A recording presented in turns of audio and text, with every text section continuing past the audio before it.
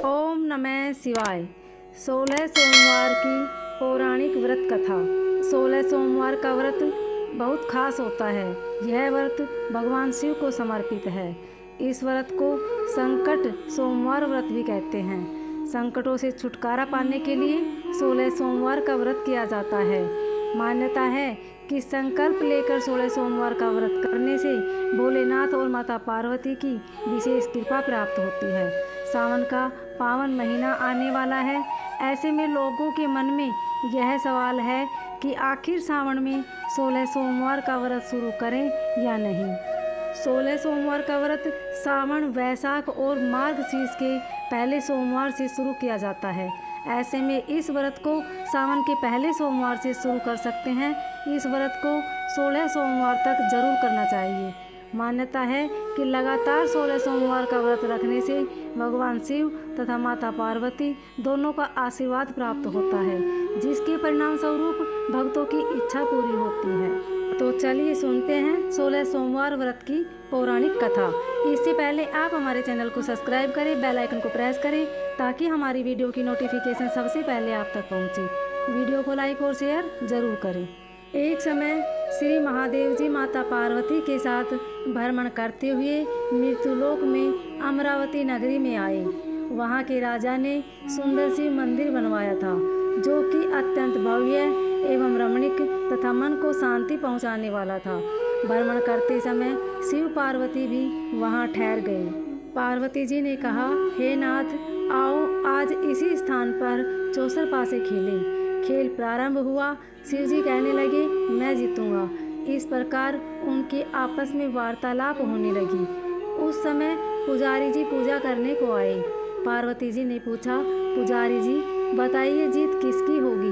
पुजारी जी बोला, इस खेल में महादेव जी के समान कोई दूसरा पारंगत नहीं हो सकता, इसलिए महादेव जी यह बाजी जीतेंगे।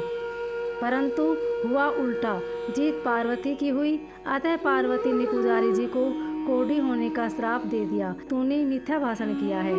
अब तो पुजारी जी कोढ़ी हो गए। शिव पार्वती जी दोनों वापस चले गए। कुछ समय पश्चात अप्सराएं पूजा करने को आई। अप्सराओं ने पुजारी जी से कोढ़ी होने का कारण पूछा। पुजारी जी ने सब बातें बतला दी। अप्सराएं कहने लगी, पुजारी जी आप 16 सोमवार का व्रत करें तो शिव जी प्रसन्न होकर आपका संकट दूर करेंगे। पुजारी जी ने अप्सराओं से व्रत की विधि पूछी। अप्सराओं ने व्रत करने को और व्रत के उद्यापन करने की संपूर्ण विधि बताई। पुजारी जी ने विधि पूर्वक श्रद्धा भाव से व्रत प्रारंभ किया और अंत में व्रत का उद्यापन भी किया। व्रत के प्रभाव से पुजारी जी रोग मुक्त हो गए। कुछ दिनों बाद शंकर पार्वती जी पुनः उस मंदिर में आए और पुजारी जी को रोग मुक्त देखकर पार्वती जी ने पूछा, मेरे दिए हुए श्राप से मुक्ति पाने का तुमने कौन सा उपाय किया।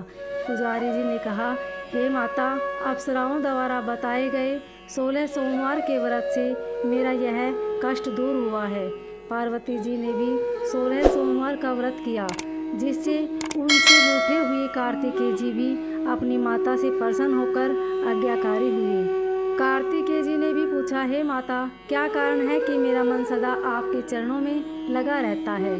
पार्वती जी ने कार्तिकेय को 16 सोमवार के व्रत का महात्म्य तथा विधि बताई। तब कार्तिकेय जी ने भी इस व्रत को किया तो उनका बिछड़ा हुआ मित्र मिल गया। अब मित्र ने भी इस व्रत को अपने विवाह होने की इच्छा से किया। फलतः वह विदेश गया।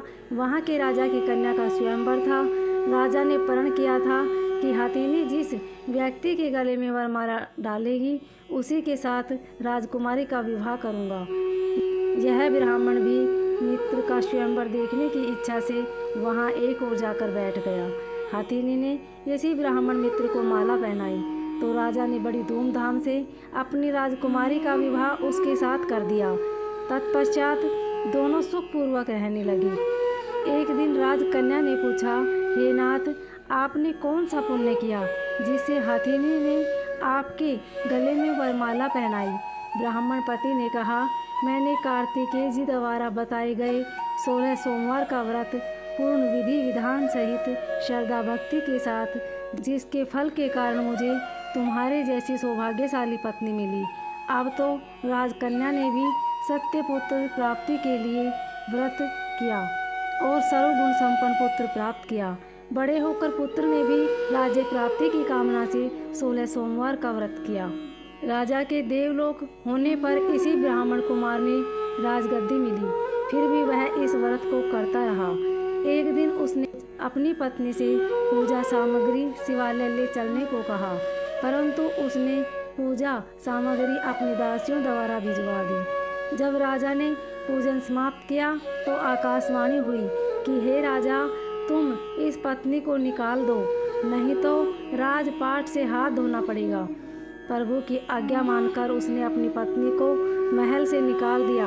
तब वह अपने भाग्य को कोसती हुई एक बुढ़िया के पास गई और अपना दुखड़ा सुनाया तथा बुढ़िया को बताया, मैं पूजन सामग्री राजा के कहे अनुसार शिवालय में नहीं ले गई और राजा ने मुझे निकाल दिया।